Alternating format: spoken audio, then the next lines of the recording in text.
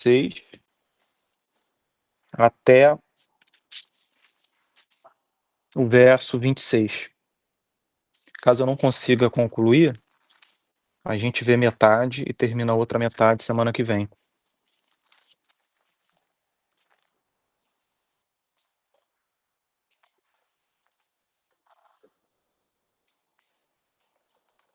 Ok. Então, Gálatas, capítulo 5, verso 16, diz assim: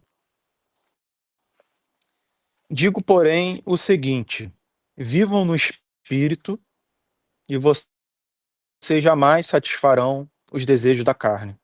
Porque a carne luta contra o espírito, e o espírito luta contra a carne, porque são opostos entre si, para que vocês não façam o que querem.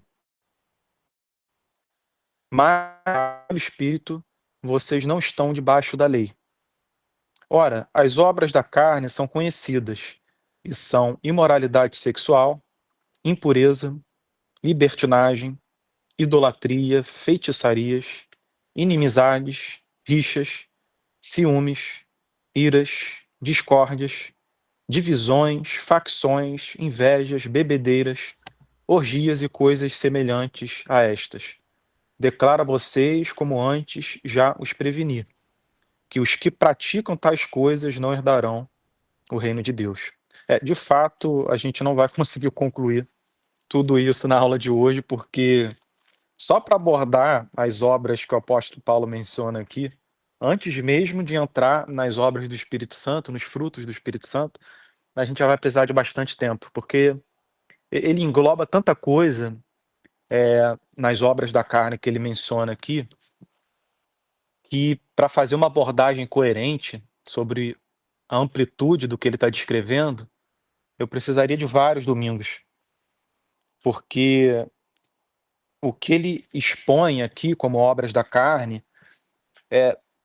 se fosse compreendido, eu acho, pela igreja hoje, em sua maior parte, iria gerar uma reeducação ou uma reinterpretação sobre o que é você pecar, o que é o pecado, sabe? E provavelmente teria um efeito forte contra o legalismo, que o legalismo seria aquela redução, aquele reducionismo contra o que é, com relação ao que é pecado, né? No legalismo você reduz a umas parcelas da lei e que caso a pessoa não cumpra, a pessoa está condenada. Mas aqui o apóstolo Paulo menciona tanta coisa diferente, sabe, que faz o legalismo que a gente vê hoje no Brasil parecer ser brincadeira de criança. Porque hoje a coisa é reduzida a sexo, drogas, álcool e algumas outras coisas mais. Aqui ele menciona rixa, inveja, inimizade, facção, divisão. Ou seja, é, é, o que ele está dizendo aqui, se a gente for aplicar a situação da igreja hoje no nosso país, é que a igreja está imersa nas obras da carne, sabe? E não só porque o problema é álcool, sexo e drogas, mas por causa de rixa, inimizade, ciúme, ira, discórdia, divisão. Enfim, realmente impressionante as coisas que ele menciona. Eu acho que era o tipo de informação que, se alguém compreendesse verdadeiramente a gravidade, a pessoa ficaria muito mais cautelosa, eh, na forma em que ela vai tratar o próximo. Mas vamos avançar de qualquer jeito, embora eu não vá conseguir. Eu acho que eu não vá conseguir abordar os frutos do Espírito Santo hoje. Eu vou fazer a leitura até o verso 26 e a gente faz uma oração. Então, continuando, verso 22. Mas o fruto do Espírito Santo é amor. Aqui ele vai mencionar 9 frutos: amor, alegria, paz, longanimidade, benignidade, bondade, fidelidade, mansidão e domínio próprio. Bom dia, gente, bom dia. Contra estas coisas não há lei. Verso 24. E os que são de Cristo, Jesus, crucificaram a carne com as suas paixões e os seus desejos. Verso 25. Se vivemos no Espírito, andemos também no Espírito. Verso final. Não nos deixemos possuir de vanglória, provocando uns aos outros, tendo inveja uns dos outros. Importantíssimo esse verso para compreender o contexto sobre as obras da carne. Mas vamos fazer uma oração. Esses foram os versos finais do capítulo 5. Eu presumo que eu vá precisar de 2 ou 3 domingos para finalizar, mas em breve a gente finaliza esse capítulo e depois vamos entrar no último, que é o capítulo 6. Mas eu vou fazer uma oração e aí a gente começa a partir do verso 16 a abordar. Pai Santo, muito obrigado, Senhor, por mais um domingo aqui reunidos. Obrigado porque a tua EBD é um momento maravilhoso de edificação, um momento de aprendizado, e nós desejamos ter um coração ensinável, Senhor. Nós compreendemos que precisamos continuar sendo instruídos, precisamos continuar aprendendo, e que o que nós obtivemos até aqui não é suficiente. Nós gostaríamos de avançar mais. Nós compreendemos aquilo que Davi diz, que ele meditava na sua lei de manhã e de noite, e que isso era o prazer dele. Assim como ele disse inúmeras vezes no Salmo 119, como a lei, a sua lei, Senhor, servia para ele como uma lâmpada, como uma luz que iluminava o seu caminho todos os dias no mundo de trevas. Então, esse é o nosso desejo, que o nosso coração continue sendo um coração ensinável e sedento por aprender mais da tua palavra. Pedimos perdão pelos nossos pecados e também pedimos que o Senhor guarde aqueles que não puderam comparecer hoje. Em nome de Jesus. Amém. Então, vamos lá. Verso 16, pessoal. O subtítulo desse trecho final do capítulo 5 é As Obras da Carne e o Fruto do Espírito Santo. Eu diria que talvez seja top 3 dos trechos mais importantes da epístola inteira. Tem muita coisa envolvida nesses trechos, nesse trecho, mas vamos começar. Verso 16. Digo, porém, o seguinte: vivam no Espírito, e vocês jamais satisfarão os desejos da carne. Aqui, em primeiro lugar, eu gostaria de mencionar para vocês que o apóstolo Paulo, ele estabelece um princípio nesse verso. O princípio que ele estabelece aqui nesse verso e que ele vai desenvolver nos próximos é de que a vida cristã, ela não é uma vida de vitória. Ela não é uma vida em que você vai conseguir derrotar um leão após o outro, dia após dia. A vida cristã é uma vida de resistência. E o que mais caracteriza o cristão não é que ele vence esse mundo dia após dia. Ele é vitorioso em Jesus, isso é verdade. Jesus venceu esse mundo e pela fé em Cristo o cristão vai vencer também.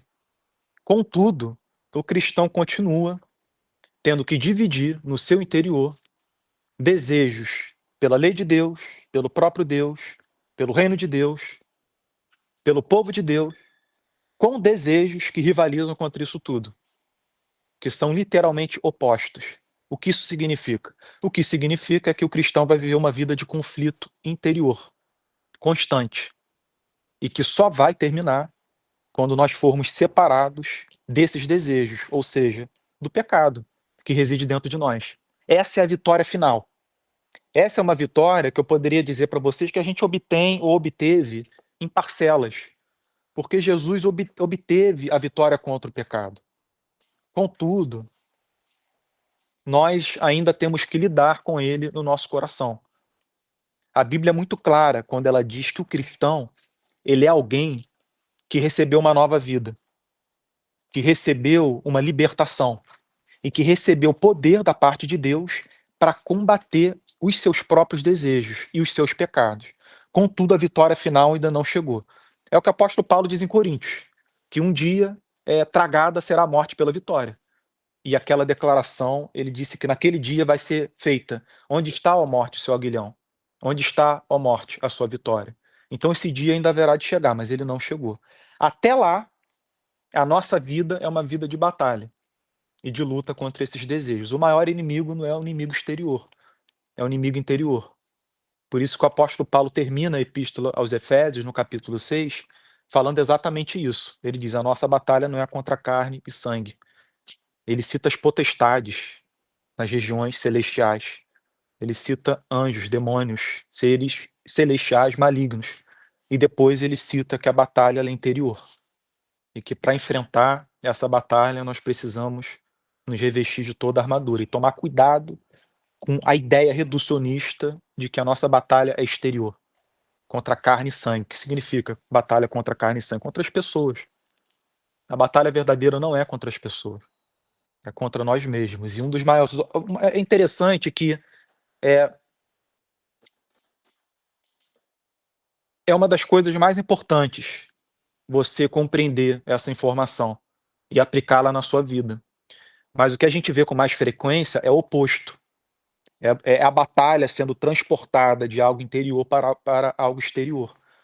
É o que a gente vê hoje, é o que a gente vê em todo o histórico do cristianismo nos últimos 2000 anos, é o que a gente vê na Bíblia. Em geral, as pessoas religiosas viveram em guerras, matando umas às outras, perseguindo umas às outras, enquanto as escrituras, os profetas, os apóstolos sempre apontavam para o problema interior. Esse era o problema que precisava ser vencido, sabe? Foi para isso que Jesus apontou, mais do que qualquer coisa. Ele disse que o que a gente precisava era obter essa liberdade e esse poder que só existem nele, uma vez que ele nasça no nosso coração. E a partir de então a gente consiga lidar com esses desejos. Então o apóstolo Paulo diz: digo, porém, o seguinte: vivam no espírito, e vocês jamais satisfarão os desejos da carne. É interessante, porque ele está fazendo aqui uma promessa. Ele está descrevendo algo que é possível. O que ele está dizendo é que os desejos, eles nunca vão cessar, mas não necessariamente você vai se encontrar na condição de ter que satisfazê-los. Os desejos sempre vão estar ali. Cobiça, inveja, avareza, inimizade. A gente poderia mencionar outros, ciúmes. Isso tudo a gente vai sempre sentir e ter que lidar. Mas o que ele está apresentando aqui é que você viver no Espírito Santo significa você conseguir resistir a esses desejos, não eliminá-los, mas conseguir fazer resistência a eles. Agora, o que significa viver no Espírito Santo? E aqui, em geral, o consenso dos teólogos é de que aqui o apóstolo Paulo está falando a respeito do cristão tomar conhecimento de que o Espírito Santo reside nele, vive dentro dele. Quando o cristão começa a compreender essa relação de que ele não vive mais só, não é só ele no seu íntimo, no seu interior, mas é uma relação próxima com uma outra pessoa, pois o Espírito Santo é uma pessoa. E nessa relação você pode entristecê-lo, você pode afastá-lo e fazer com que ele suprima as consolações que ele dá e muitas vezes a energia e força para você fazer resistência aos desejos. Quem é que tropeça com mais facilidade? É aquele que, como Davi, em vez de lembrar que se encontra nesse estado de sobriedade, de alerta, de consciência, deixa de ir para a guerra e fica no seu palácio. E do palácio vê Batseba. O desejo sobe no seu coração, ele não consegue resistir e peca com Batseba. E depois mata o marido dela. Uma história impressionante que revela a progressão gradativa dos pequenos erros que vão se amontoando e subitamente você se vê numa queda. Então, viver no espírito, inicialmente, é você tomar conhecimento disso. Ele reside dentro de você. Você pode feri-lo, entristecê-lo, afastá-lo. E a partir de então, sem a ajuda dele, você começa a falhar em coisas pequenas. E isso vai crescendo. Vivam no espírito, e vocês jamais satisfarão os desejos da carne. Também vale a pena dizer que viver no espírito significa você buscar aquelas coisas que o agradam, que o alegram, consequentemente, que agradam ao nosso Deus. O que significa você fazer aquilo que agrada o Espírito Santo? Olha, em primeiro lugar, é você buscar uma vida de comunhão com Deus. É isso ser a prioridade para você. É mais ou menos aquilo que Jesus disse nas bem-aventuranças: buscai o reino de Deus e a sua justiça, e todas as demais coisas serão, né, acrescentadas. Se você inverter essa ordem, o que você vai ter é ansiedade, preocupação. Se você buscar as demais coisas, sabe, e não essa intimidade de comunhão com Deus, em geral, o que vai crescer em você é a preocupação com essa vida. E a ansiedade que é muito ruim de sentir. Eu sinto, eu sei que vocês também, não é agradável. E aqui o apóstolo Paulo está apresentando o remédio. Primeira coisa é se preocupar em buscar o próprio Deus. A segunda coisa é lembrar de que a nossa relação com o nosso próximo está de maneira inseparável, conectada à nossa relação com Deus e à nossa relação com o Espírito Santo dentro de nós. Se você não lida bem com as pessoas, se você as trata mal, se você até mesmo tem dificuldade de receber o mal delas, isso vai ter uma ligação direta com a sua relação com o Espírito Santo. E você vai estar mais propício a entristecê-lo e a não resistir aos desejos da carne. É interessante porque é tudo tão orgânico e natural que você não deixa muito espaço para essas compreensões legalistas do cristianismo, do evangelho. Porque não se trata de você evitar uma, duas, três ou quatro coisas. Se trata do seu interior. É aquilo para o que o seu coração está inclinado. É essa que é a questão, né.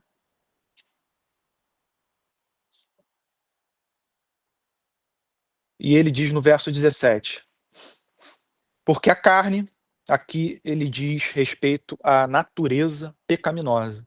Carne pode ter vários sentidos na Bíblia, né. Tem versos que dizem respeito à carne, com relação à estrutura física do ser humano, seu corpo, né. Então, existem versos que falam que, Deus haverá de derramar bênçãos sobre toda a carne, ou que toda a carne o verá, e coisas do tipo. Significa os seres humanos. Também tem, versos que falam a respeito da carne, nesse sentido que o apóstolo Paulo está mencionando aqui, como algo invisível, que se encontra dentro de cada ser humano e que dispõe ele a um determinado tipo de desejo ou desejos poderosíssimos, e que na maioria das vezes o ser humano não consegue resistir. Ele diz: "Porque a carne luta contra o espírito", porque a carne luta contra o espírito. Isso que nós temos dentro de nós, que é invisível, que nós não podemos ver, que é fruto da queda, pois a Bíblia diz que a carne se volta contra o ser humano e ele passa a não dar conta mais dos seus desejos após a queda. Ele se transforma numa espécie de escravo que precisa satisfazer os seus desejos e os desejos passam a dominá-lo. E é por isso que depois da queda, a primeira coisa que a gente vê é o que? É Abel sendo morto por Caim, é o dilúvio, porque as gerações foram surgindo e as sociedades se formando e a violência se multiplicou. O dilúvio, antes dele ser anunciado por Deus, ele é precedido por 2 pecados que Moisés relata em Gênesis. E os 2 pecados era a violência, que estava se multiplicando na terra, e a forma que os homens tratavam as mulheres, o que é muito interessante. Deus não faz vista grossa a forma que o ser humano trata as mulheres. E o que Moisés descreve é de que os homens estavam tomando as mulheres que eles queriam para si, à força. O dilúvio veio por isso, violência e abuso sexual, por assim dizer, e outras coisas mais. Contudo, o apóstolo Paulo está estabelecendo um princípio, e que é muito importante da gente compreender. Porque quando ele diz que a carne luta contra o espírito, ele está dizendo que essa batalha é uma batalha específica de um determinado tipo de pessoa. Não é uma batalha que toda e qualquer pessoa trava, porque nem todos receberam o Espírito Santo. Quem não recebeu o Espírito Santo, não tem condições de resistir a esses desejos. Em geral, na filosofia, a condição, na filosofia cristã, a condição do coração humano não regenerado, ela é descrita pelos filósofos cristãos como uma luta da razão contra os desejos, da mente contra os desejos. O homem sabe o que é certo, o homem e a mulher. ele possui princípios internos. Isso filósofos cristãos ensinaram, de maneira exaustiva. E o homem e a mulher não regenerado, mesmo tendo essa compreensão do que é correto fazer, eles não conseguem cumprir. Eles se encontram nesse estado em que os desejos são sempre mais fortes. Talvez por algum tempo eles obtenham algum tipo de vitória, mas até mesmo a vitória que alguns obtêm contra os desejos, usando a mente, a força da razão, pode ser fruto do orgulho, o que não faz da vitória uma boa vitória. A pessoa pode ser casta e profundamente orgulhosa. Ela pode não ser corrupta, mas ser uma pessoa intratável. Entende o que eu estou querendo dizer? É um profundo moralismo. Então essa é a descrição, em geral, que a filosofia cristã faz da condição do coração humano não regenerado. Teólogos também fazem essa descrição. Contudo, no caso do cristão, é diferente, porque o cristão ele não é alguém que meramente se vê com se vê diante de um conflito entre a razão e os seus desejos. Ele percebe que tem algo dentro dele que não lhe confere consolo. Se encontra num estado de vigilância, que fala, se comunica com ele, que direciona ele, que o instrui, que fala que determinadas coisas não agradam a Deus e, por assim dizer, entristecem a Deus. E isso faz com que o homem e a mulher se entristeçam também. O cristão ele não luta sozinho contra a carne. Ele recebe ajuda do próprio Deus. Esse é um conflito, por assim dizer, dessa natureza pecaminosa dele com a terceira pessoa da Trindade, que Deus enviou aos corações do seu povo. Isso é importantíssimo, porque o que Paulo está dizendo aqui é que essa vida de resistência e de luta, ela não é conhecida pelo mundo. A batalha que o mundo vive é de outra natureza e não envolve o testemunho ou a presença do Espírito Santo no coração. Nós vivemos conflitos que o mundo desconhece e ele não vai compreender.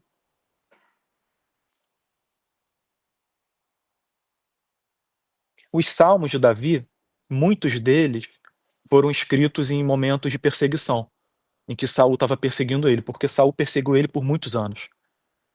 Se eu não me engano, foi coisa de 15 ou mais anos que Saul ficou perseguindo Davi, até Davi ver aquela promessa de Samuel se cumprindo, de que ele haveria de ser feito rei. E durante esses momentos de perseguição, Davi escreveu muitos salmos, nas cavernas, no deserto. É muito interessante a gente notar nos salmos que, além de Davi mencionar os inimigos físicos dele, e que sempre buscavam matá-lo, destruí-lo, derrubá-lo, ele fala sobre muitos conflitos interiores, demonstrando que a batalha dele não era uma batalha somente contra aqueles que o perseguiam, mas era a batalha por um coração íntegro, honesto, sincero. E isso é muito revelador da condição, do coração do crente. O que os salmos revelam, acima de tudo, é o que é o cristão, porque Davi não é muito diferente de nós. O seu temperamento pode ser, mas os conflitos que ele viveu e que ele expõe nos salmos, é o que a igreja passa, o que a igreja vai passar e sempre vai passar. E é muito interessante de notar que ele tinha muitas batalhas internas, e o que é muito revelador da nossa condição, dessa condição que o apóstolo Paulo descreve. Então ele diz que a carne luta contra o espírito, e o espírito luta contra a carne. Olha o que ele diz: porque são opostos entre si. A finalidade de um difere da finalidade do outro. Os objetivos são amplamente diferentes. As intenções são opostas.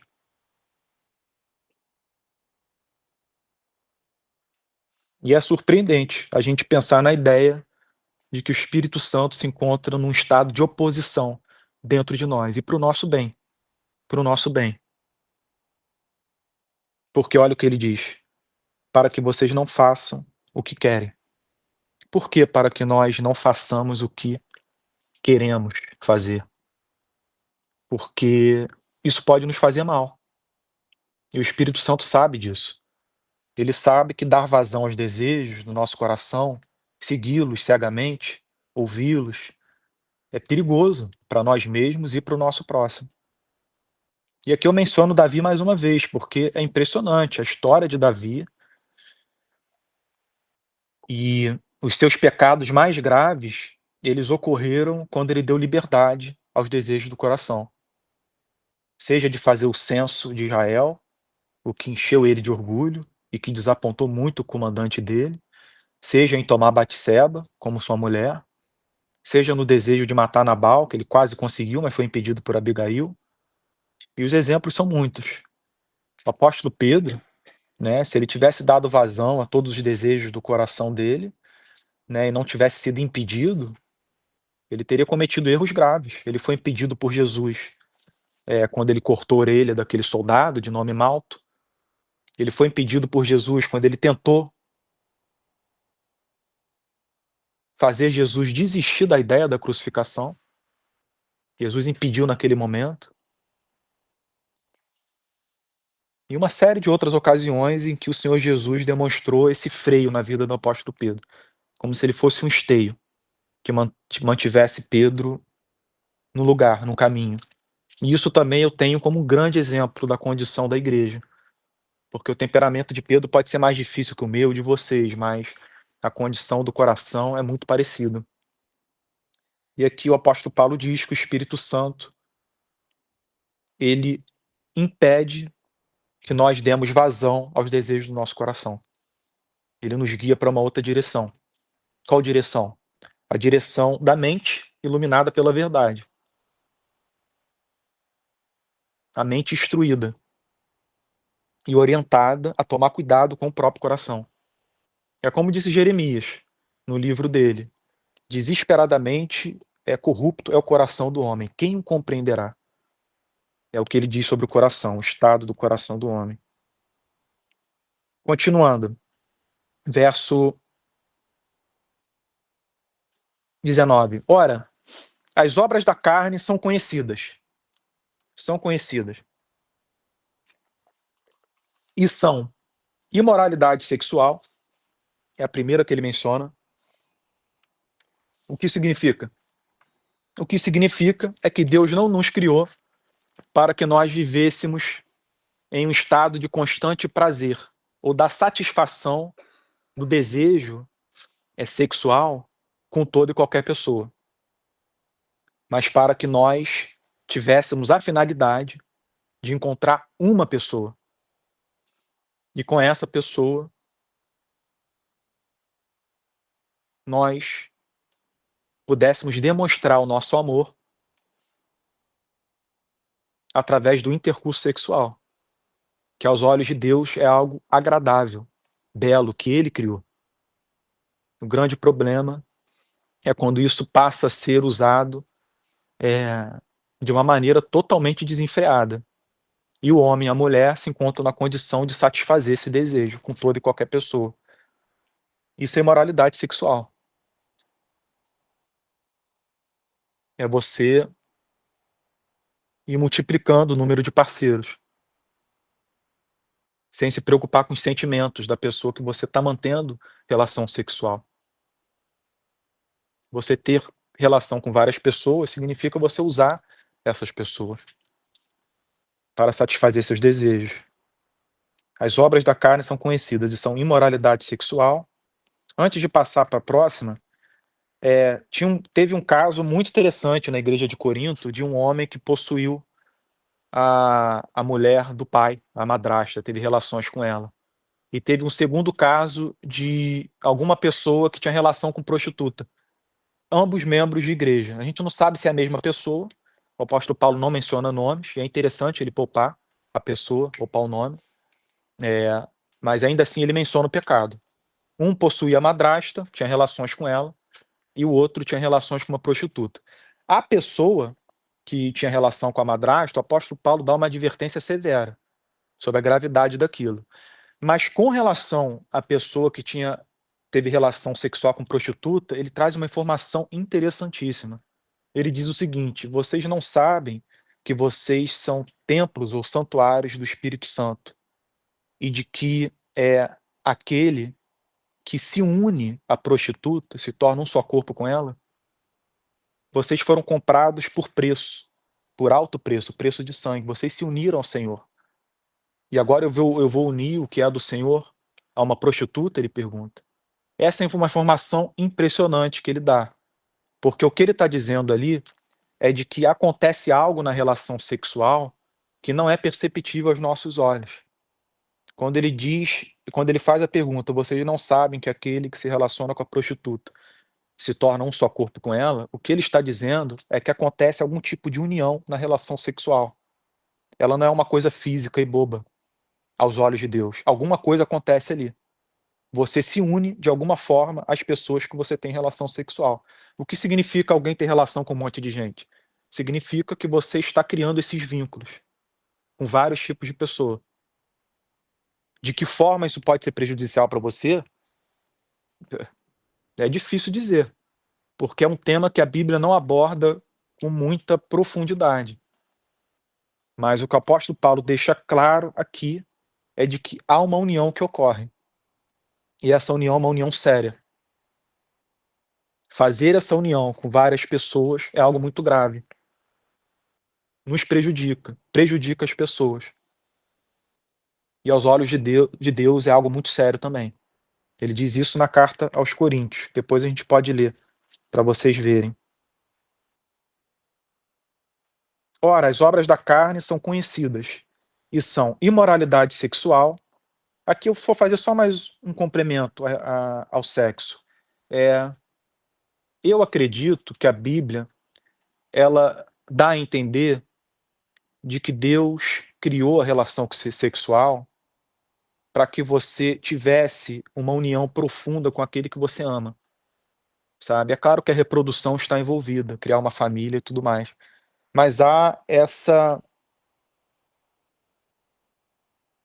oportunidade de, no processo, né, de gravidez, você sentir um prazer profundo, de você se conectar com a pessoa de uma forma que você não se conecta de outra forma, em outros momentos, mas somente no intercurso sexual. Então, isso é um verdadeiro privilégio que Deus nos concedeu de manifestar o amor, de nos unirmos com aquele que nós amamos, ou aquela, e aprofundarmos a nossa relação com essa pessoa, aos olhos de Deus e também de uma maneira invisível, que nós não compreendemos plenamente. Nós não compreendemos o que significa o sexo. E eu digo isso com total confiança, a gente não sabe o que ele significa. Mas o que eu tenho certeza que eu posso dizer para vocês é que a Bíblia confere muito mais importância ao sexo do que o mundo. O mundo banaliza, é um instrumento o sexo, sabe. O amor é brincadeira de criança para as pessoas e o sexo também, em geral, mas para a Bíblia não. É algo muito sério, Deus criou para uma finalidade. Continuando, ele também menciona a impureza, libertinagem.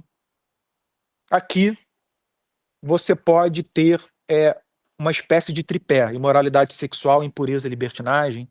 Você pode compreender como 3 faces, eh, de um pecado que possui a mesma natureza, que é um pecado de natureza sexual. Então aqui ele descreve de 3 formas: imoralidade sexual, impureza e libertinagem, né. 3 formas de descrever um pecado que é tão sério e que está imerso em tantas sociedades, culturas e na vida de tantas pessoas, que ele pode ter várias facetas diferentes, embora seja um pecado da mesma natureza, natureza sexual. Então, imoralidade sexual, impureza, libertinagem. E aí ele passa para 2 características de um mesmo pecado, que ele chama de idolatria e feitiçaria. Aqui ele está descrevendo de 2 formas, o mesmo pecado: idolatria e feitiçaria. O que seria isso? Aqui ele está falando sobre não meramente religiões diferentes da religião cristã, mas ele está falando sobre aquilo que o ser humano põe no trono do seu coração como um ídolo, e que passa a governar a sua vida.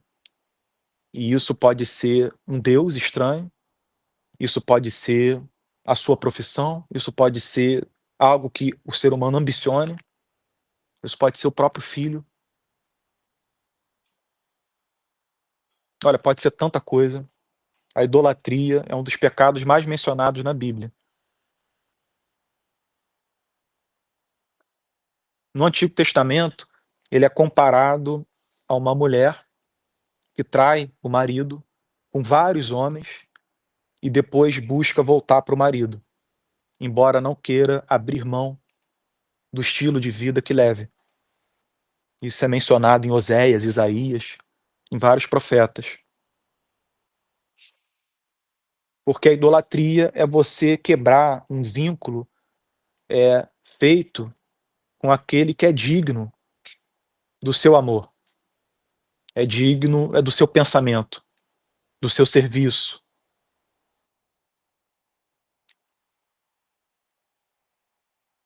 Ele também menciona feitiçaria depois de idolatria, e aqui nós podemos entender feitiçaria como todo tipo de artifício, ou prática religiosa, ou talvez até cultural, que seja usada para você obter algo que você deveria buscar e obter da parte de Deus, e não por nenhum tipo de artifício. A feitiçaria é você tomar um atalho para você obter algo que você deveria obter da parte de Deus de outra forma. E muitas vezes as pessoas usam, né, ou fazem uso da feitiçaria para o mal, como em algumas religiões em que práticas ou artifícios são feitos de magia para prejudicar alguém que você quer ver caindo, né, alguém que prejudicou você. Você usa como uma forma de vingança, sabe? Eu conheço várias pessoas, eu tenho amigos meus que já fizeram isso para derrubar alguém que se envolveu com a namorada deles e tal. Isso é muito visto dentro da Umbanda e também em outras práticas. E e isso pode ser considerado feitiçaria.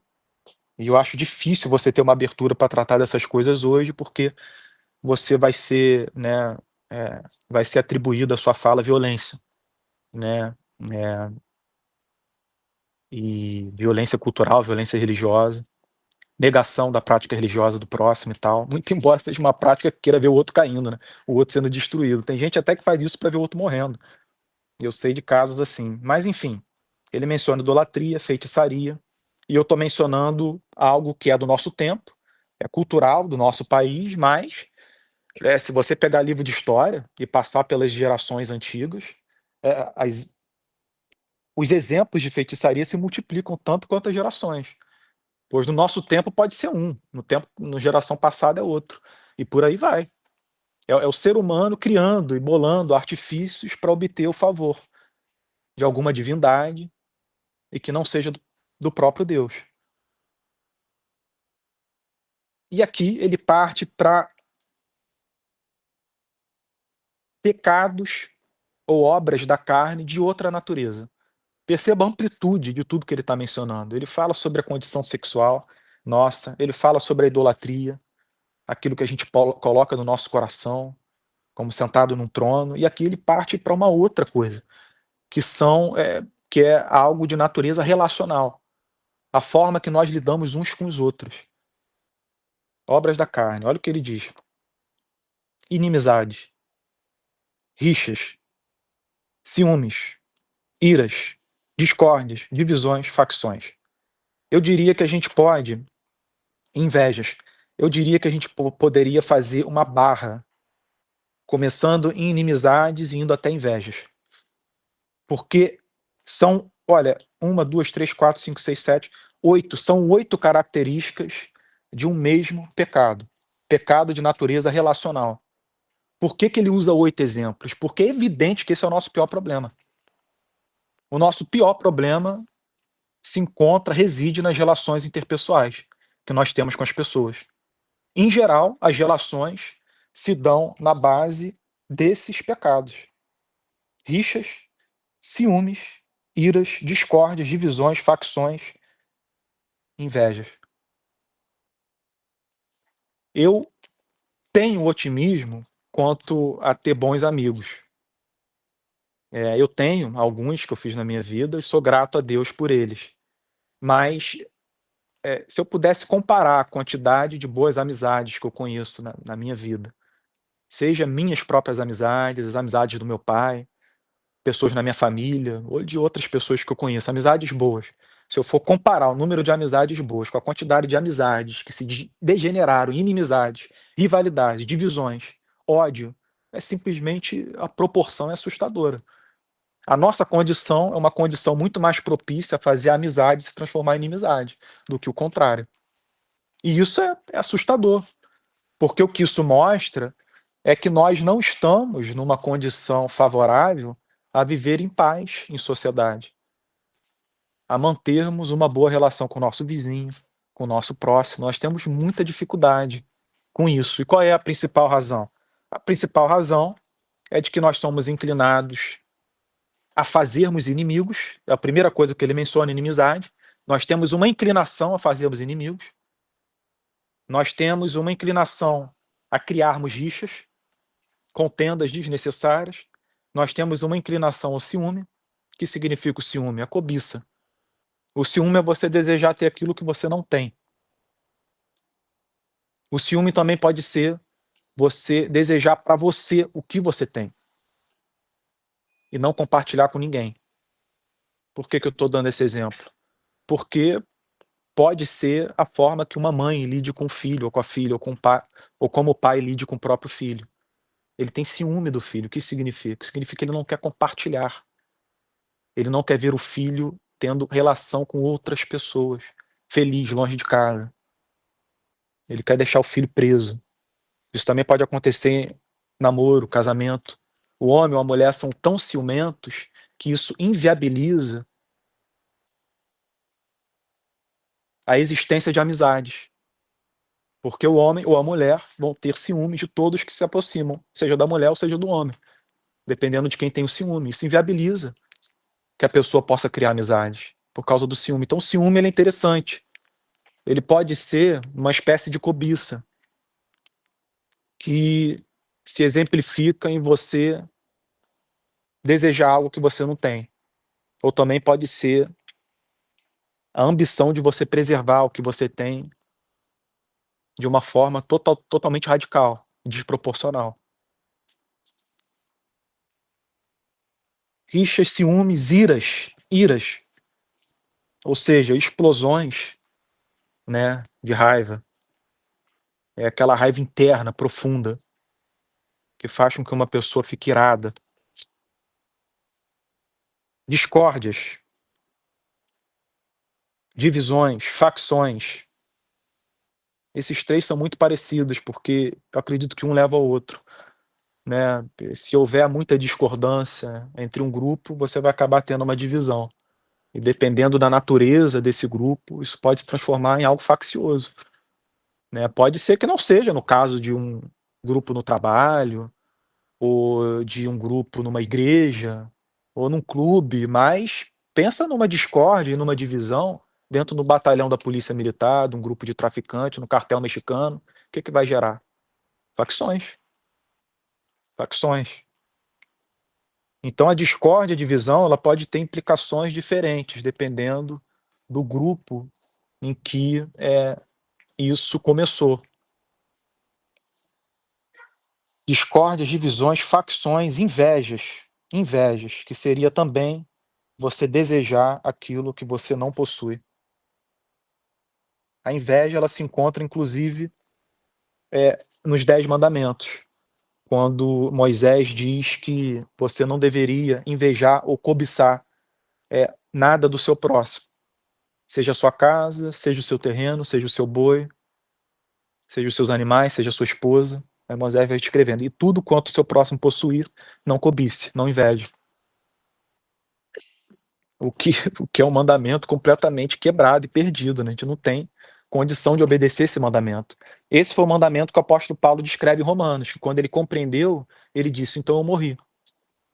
Ele vai descrevendo em Romanos 6 e 7 que quando, ele achava que ele compreendia a lei, ele vivia por base na lei, com base na lei. Mas quando ele viu que o mandamento condenava a cobiça, ele falou: "Então eu morri". Por quê? Porque então ele compreendeu o que a lei está prescrevendo e que ninguém é capaz de cumprir, pois se trata de desejo, não meramente do que você faz, mas do que você sente.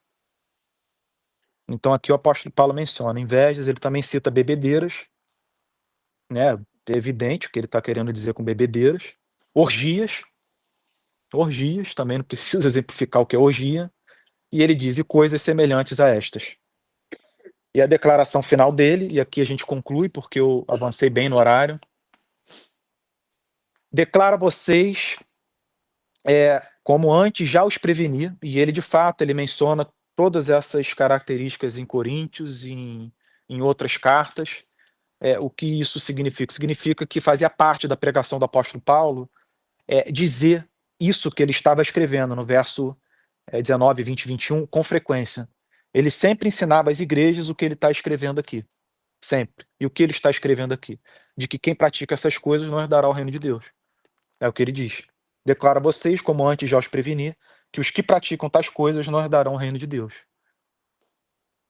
que ele está querendo dizer com isso é que aqueles que pertencem ao reino de Deus passaram por uma mudança de vida, o que leva-os a resistir a todas essas práticas, a lutar contra elas e a mostrar uma disposição contrária a elas.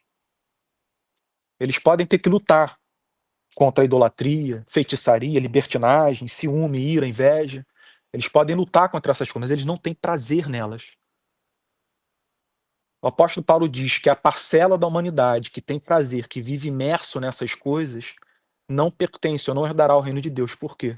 Porque não foi alcançado pelo próprio Deus.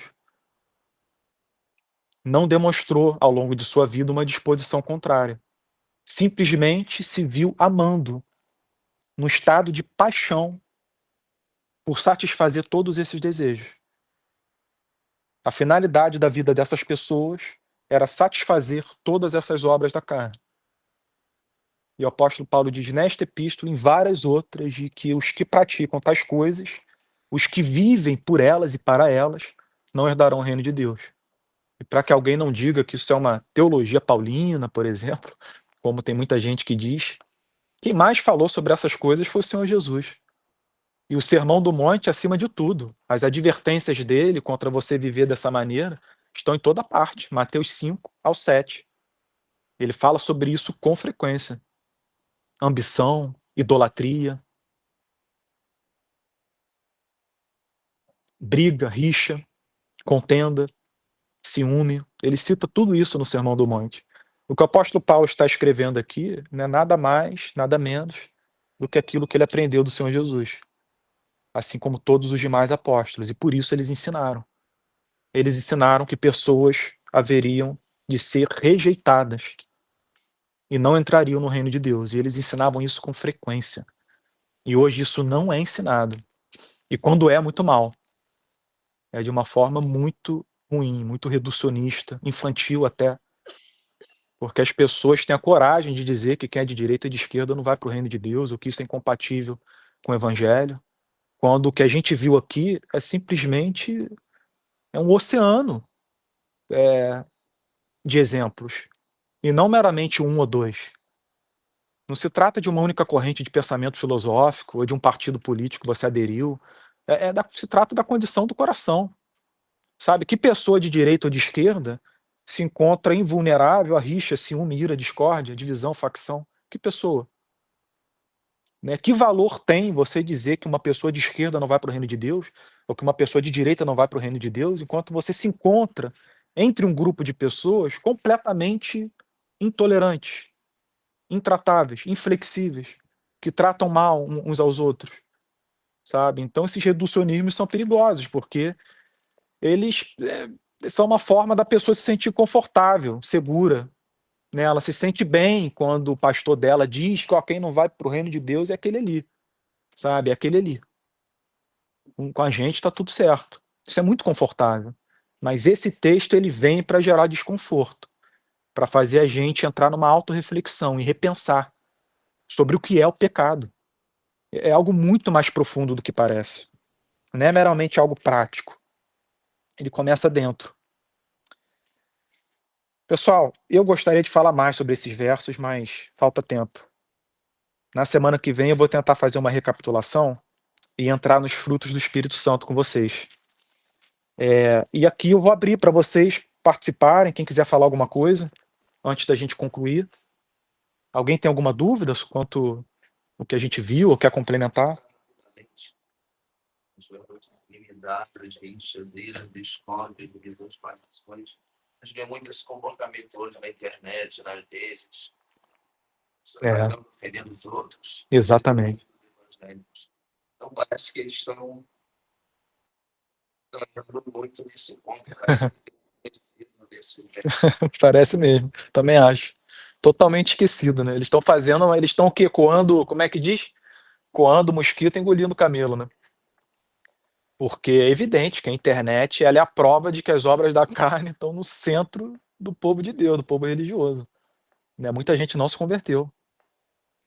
E tem muita gente boa que se converteu, mas está iludida, né? E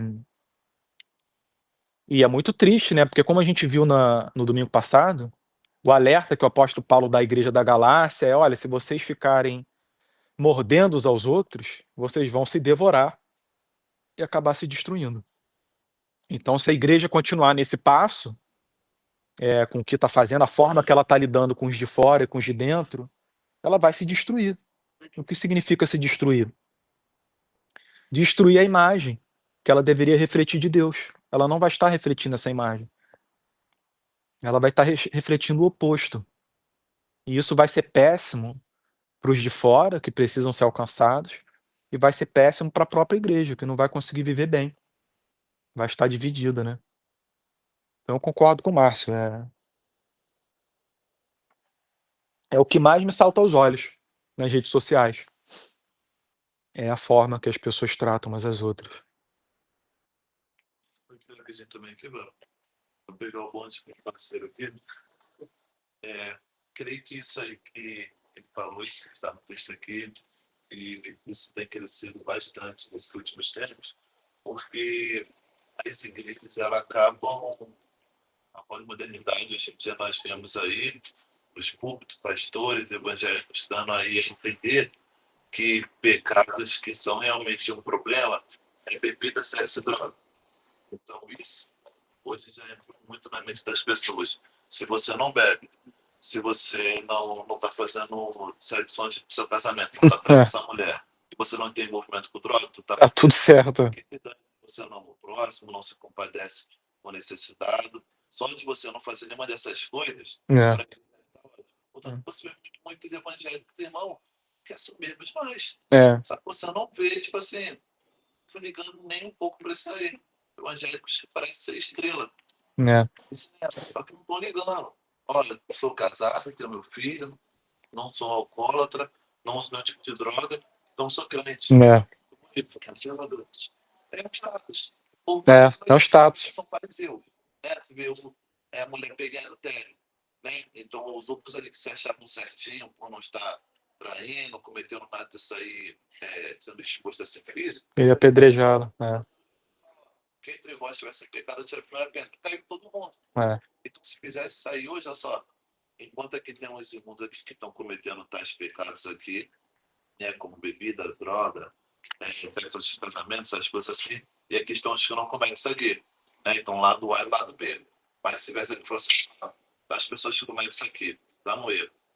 Mas aqui que comete isso aqui também, inveja, falta de amor, falta de domínio próprio, ira, isso aqui, também está no meio do caminho aqui, cai todo mundo. É. Então, acaba que, infelizmente, muitas igrejas não estão dando importância para poder falar sobre essas coisas também, a forma que você trata o seu próximo, que isso é a forma de você, para que você, tipo assim, claro que tem a graça comum, que muitos também têm isso aí, mas também, pô, você demonstra ser uma pessoa mais de Deus quando você trata o seu próximo com dignidade. Tem evangélicos aí que não conseguem dar um bom tratamento para quem é de uma religião contrária, para quem é da banda. Se uma pessoa vestida onde eu trabalho ali, a galera lá, Você já tem um preconceito imediato. eles falam sobre homossexuais, sobre espírito, falam como se fossem, eles são os demônios ali, Deus me livre, tá errado. Meu Deus, só Como é que a pessoa tem coragem de comentar isso, né? eles estão falando dessa tal forma aí. Sendo que Jesus sentava com cobradores de impostos, É. a sua pele dessa forma aí. Como que você vai evangelizar a pessoa daquela ali? Se a pessoa depender de você para ser evangelizada, a pessoa daquela ali tá acabando. É. Jesus pode pegar e voltar. Agora o irmão ali, que da igreja de soberbo, que é um cara que, meu irmão, te olha de cima para baixo ali, mas o cara é casado, isso é aquilo, nossa, aquele ali é o cristão. Agora o outro. É. Sim, Elaine.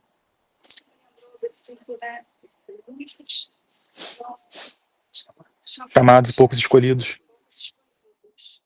Pelo que o Natan está falando, né? Eu lembro que lá, logo quando eu me converti, eu, no início, assim, esse processo de conversão, eu conversei com o pastor, porque estava todo muito confuso. Uhum.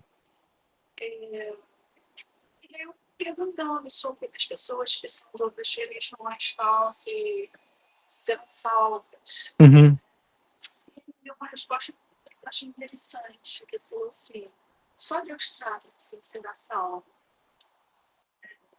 Ele é presbiteriano e achei que ele também não ia ter uma situação dos dois onde se arrepende verdadeiramente. Uhum. Então, assim, mesmo que ele tenha passado uma vida de pecado, ele falava assim, conhecer Deus, ali ele conheceu esse Deus. Ele Uhum.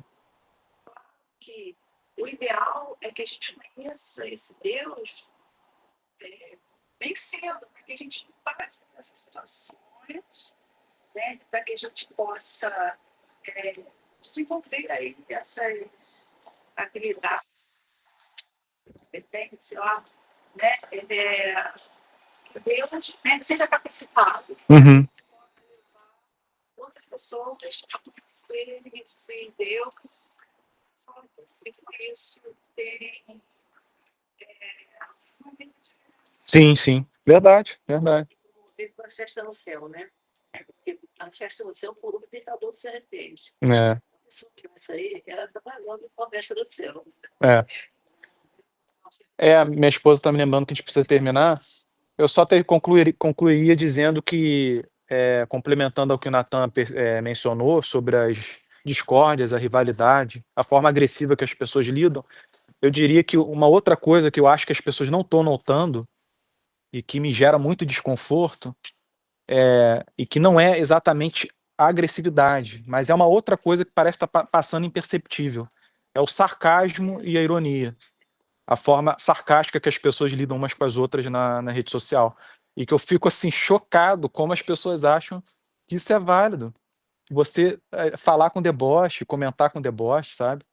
E as pessoas agem com uma naturalidade, como se você pudesse debochar e ao mesmo tempo agradar a Deus. É um negócio assim, a rede social é difícil, é difícil conviver ali.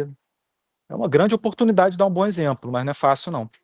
Mas, gente, eu vou ter que encerrar para a gente poder ter um tempo de café.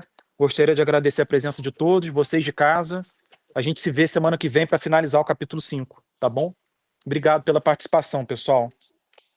Vocês de casa, Aninha, obrigado por ter gravado mais uma vez. Fica um abraço para você, para todos os demais, Rafael, Marlon, Solimar, Rosia, Aninha, outra Ana, né? Lise. Obrigado, gente. Amém. Bom culto a todos. Bom culto. Tchau.